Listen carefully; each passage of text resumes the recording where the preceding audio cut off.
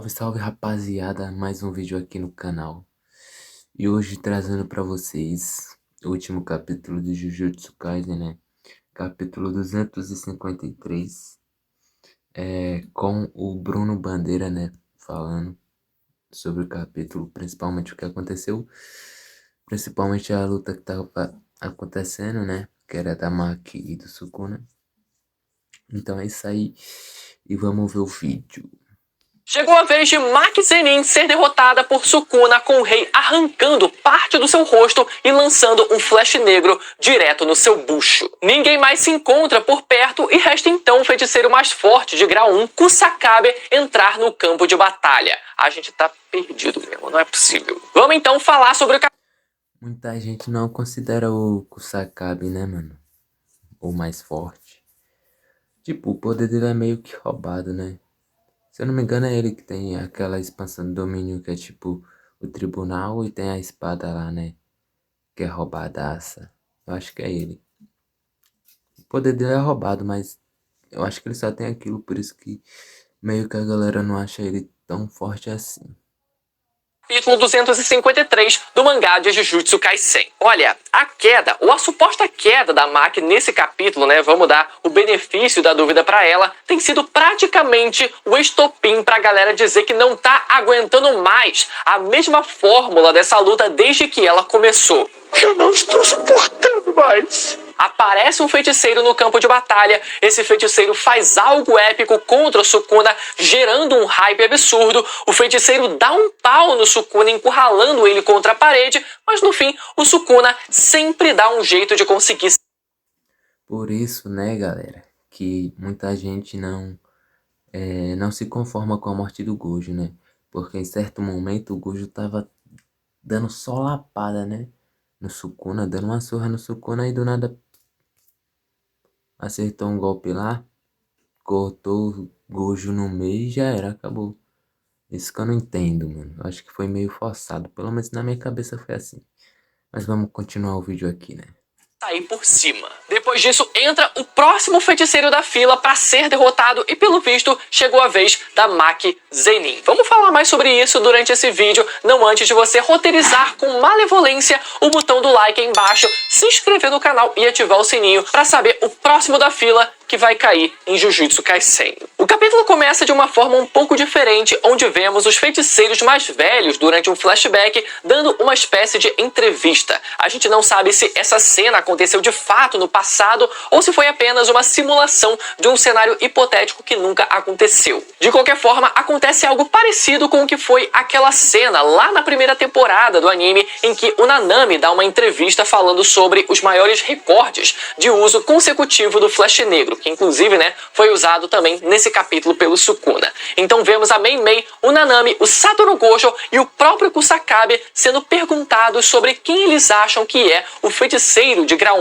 1 mais poderoso. Os três primeiros basicamente respondem que o mais forte é o Kusakabe, enquanto o próprio Kusakabe também responde à entrevista e não se coloca como o mais forte, evidenciando a baixa autoestima e todo o pessimismo do personagem. Essa página, óbvio, vai se conectar com a última página desse capítulo, onde o Kusakabe aparece e a história precisa levantar a moral do personagem, já que ele mesmo não se ajuda, né? Então foi engraçado e a gente vai falar mais sobre o que a gente pode esperar do personagem ainda nesse vídeo. O grosso do capítulo, então, galera, foi um amontoado de trocação genérica com alguns momentos de impacto e outros que mal dá pra entender o que tá acontecendo. Então tivemos o Sukuna arremessando um carro e usando ele como escudo para lançar o seu corte padrão contra a Maki, que se defende e acaba sendo arremessada para dentro de um prédio. Nisso, o Sukuna ele entra no prédio por um outro lado do prédio, né, e consegue usar o segundo corte dele, que precisa tocar no alvo diretamente para ter algum efeito, por isso inclusive, né, que o dano acaba sendo maior e esse corte acerta bem no bucho da Maki. Nisso aparece aquele assistente do Nanami que já foi randomizado assim que ele aparece, mas o detalhe aqui é que ele não estava mais empunhando. Eu, pelo menos eu parei na parte, na luta do Sukuna mesmo contra o Gojo, né? Quando o Gojo foi derrotado, eu parei ali. Então esse ajudante aí do Nanami, se eu não me engano, não sei quem é, não faço a mínima ideia. Talvez eu não entenda um pouco por causa disso. facão do Nanami, que pra quem não lembra, né, virou uma ferramenta amaldiçoada contendo agora a técnica inata do próprio Nanami. Descobrimos então com quem o facão do Nanami se encontrava, que era com o próprio Kusakabe, que aparece logo em seguida e consegue acertar o braço do Sukuna. Agora ele só precisa acertar o Sukuna de novo para conseguir ativar a técnica do Nanami e explodir um pedaço do corpo do Sukuna. O difícil vai ser, né, ele conseguir fazer isso de novo. Nisso entra a Maki de novo e rola uma sequência muito confusa, mas o que interessa nessa parte pra gente é mais uma vez a forma como o Sukuna ele vê a Maki com outros olhos. O narrador diz que mesmo com Hajime Kashimo, Higuruma e Yuta demonstrando seus talentos contra o Sukuna, aquela que mais apeteceu os olhos do Sukuna foi a Maki Zenin, que possui um total de 0 energia amaldiçoada no seu corpo e ainda assim é alguém extremamente poderosa. Isso não significa que o Sukuna considere a Maki mais poderosa que todos os outros que foram citados nesse capítulo, mas sim que a Maki é um fenômeno extremamente raro e poderoso de uma forma muito diferente da dos outros feiticeiros. Então, por ela ser alguém tão especial, isso cativou os olhos do Sukuna por ela. Então vemos o Sukuna agarrando o rosto da Maki e arrancando um pedaço dele com o seu segundo corte e começa um discurso, né? Começando um discurso genérico todo empolgado, dizendo qual o mais digno de ser polido como estado de poder, o Jujutsu ou o corpo. E pela primeira vez no mangá, Sukuna lança um flash negro no bucho de Maki Zenin, no mesmo lugar onde ela já havia sido cortada antes por ele, deixando ela provavelmente num estado crítico. Podemos ver então 3 diferentes... E tem uma galera, né, que acha que ela não vai voltar. Acha que ela vai de arrasta pra cima. Pelo menos eu acho que ela não vai morrer, né? Porque se fosse pra ela morrer, ela teria morrido na hora que o Sukuna segurou o rosto dela. Porque se ele quisesse realmente matar ela mesmo, tinha matado ali, já tinha acabado ali. Ângulos do golpe numa mesma página, com a Maki simplesmente desaparecendo de cena depois disso e não sabemos se ela ainda vai se levantar ou não. O Sakabe então percebe que resta apenas ele no campo de batalha, sem Itadori, Choso ou Meimei, nem mais ninguém. Sukuna então direciona sua atenção para o único em cena e Kusakabe se vê sem saída a não ser enfrentar o rei. Eu e o Sukuna? É sério isso? Agora vamos lá, galera. Pra quem não tá por dentro, existe um meme que diz que toda vez que o Kusakabe ele diz alguma coisa, o completo oposto acontece. O homem ele tá sempre zicando tudo o que acontece no mangá, então pode ser que pelo pessimismo que ele tem com ele mesmo, ele ainda consiga fazer alguma coisa de relevante contra o Sukuna, contrariando as próprias expectativas que ele tem sobre ele mesmo. No começo do capítulo, o Kusakabe ele também menciona um tal de Usami, dizendo que ele também não seria o feiticeiro mais forte de grau 1, só que a gente nunca ouviu falar desse cara no mangá, então a gente não sabe se esse maluco ainda pode aparecer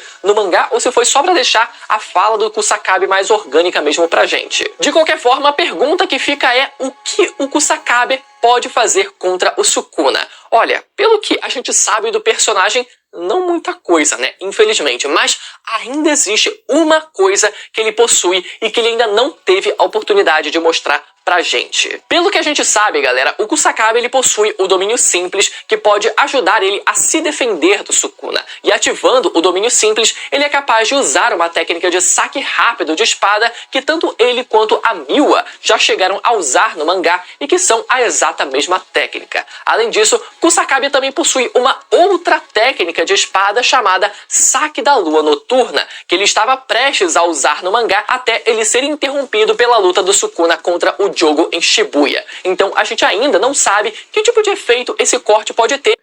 Então eu acabei me bugando, né? Eu pensei que era o mesmo cara que tinha aquela expansão de domínio que era tipo um julgamento. Acabei me bugando, então me desculpem aí. Mas bora continuar. E pode ser que a gente veja ele ser executado no próximo capítulo e, quem sabe, a gente se surpreenda com ele. Outra coisa é que o Kusakabe é o único feiticeiro de grau 1 que não possui uma técnica inata. E eu não acho, galera, antes que comecem as teorias, que a técnica inata dele seja aquele tipo de piada em que ele fala uma coisa e outra coisa acontece, né? Vamos supor que ele realmente não tenha nenhuma técnica inata. Agora, a falta de uma técnica inata significa que ele possui um nível muito bom nos outros quesitos em batalha, que é a sua técnica do domínio simples. Então, caso Sukuna recupere, por exemplo, o uso da sua expansão de domínio, pode ser que a gente veja o Kusakabe brilhar ao conseguir tancar o Santuário Malevolente com a sua técnica antidomínio, que é o seu domínio simples. E ainda resta a gente saber o efeito da sua técnica da Lua Noturna e o que ele deve fazer com a ferramenta amaldiçoada do Nanami, que agora forneceu a ele a possibilidade dele usar uma técnica inata, que era a única coisa que faltava para ele. Agora, sobre o andamento da história como um todo até agora. Como eu falei no começo do vídeo, a luta final contra o Sukuna tem seguido um formato muito padronizado e que acaba ficando repetitivo e meio cansativo mesmo. Eu tô vendo muito comentário falando sobre isso, principalmente depois desse último capítulo, né, desse capítulo de hoje e também do último capítulo que, né, foi da semana passada. Então a gente viu que tudo isso começou com Hajime Kashimo indo pra cima do Sukuna e morrendo já no capítulo seguinte. Depois veio o Higuruma conseguindo a pena de morte com a sua expansão de domínio,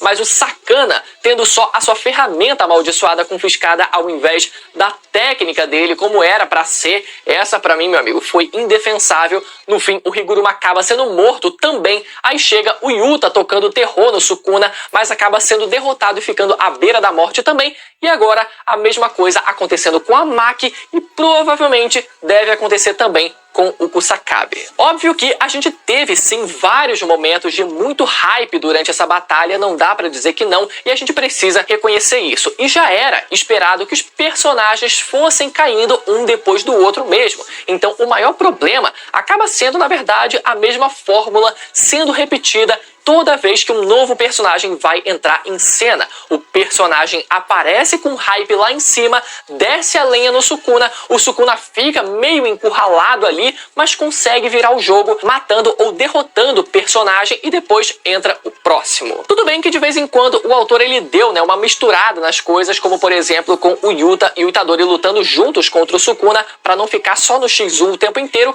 mas mesmo que tenham outros personagens envolvidos no meio da confusão, essa fórmula continua se repetindo. É sempre um único personagem por vez recebendo um destaque principal e depois sendo derrotado ou morto no final. Eu não acho que a luta como um todo esteja ruim, como eu falei, a gente teve vários momentos de muito hype, mas também tiveram algumas decisões questionáveis ali no meio do caminho e de vez em quando bate uma sensação, né, de cansaço em acompanhar a luta, seja pelas várias páginas de trocação genérica como a gente teve nesse capítulo ou pela fórmula se repetindo já há algum tempo, né? E na nossa perspectiva, já há alguns meses. O fato do Sukuna estar tancando todo mundo também já era esperado, mas se juntasse um grupão maior em cima dele, principalmente com mais estratégias em grupo e combinações de poderes mais interessantes, sem desperdiçar várias e várias páginas com trocação barata, pelo menos isso daria uma melhorada no ritmo da luta e deixaria ela mais imprevisível. Cara, se a Maki foi derrotada mesmo e parece que ela realmente foi, a única coisa realmente relevante que ela fez foi assim que ela chegou na luta,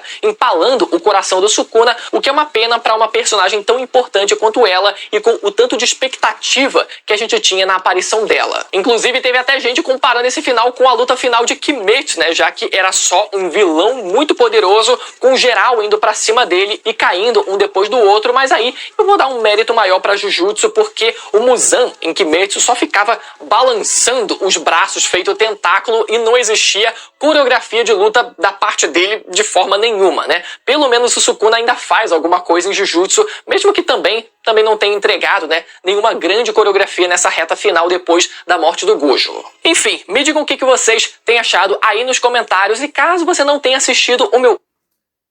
Então é isso, né?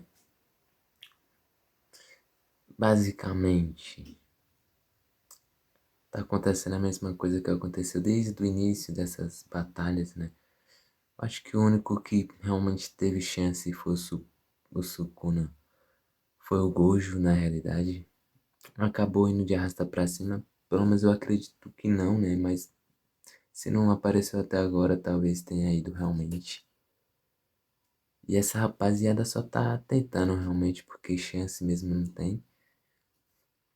E é isso, vamos esperar os próximos capítulos. Eu sei que semana que vem, se eu não me engano, não tem. E é isso. Quem gostou do react, deixa o like que vai estar ajudando demais. E é nóis.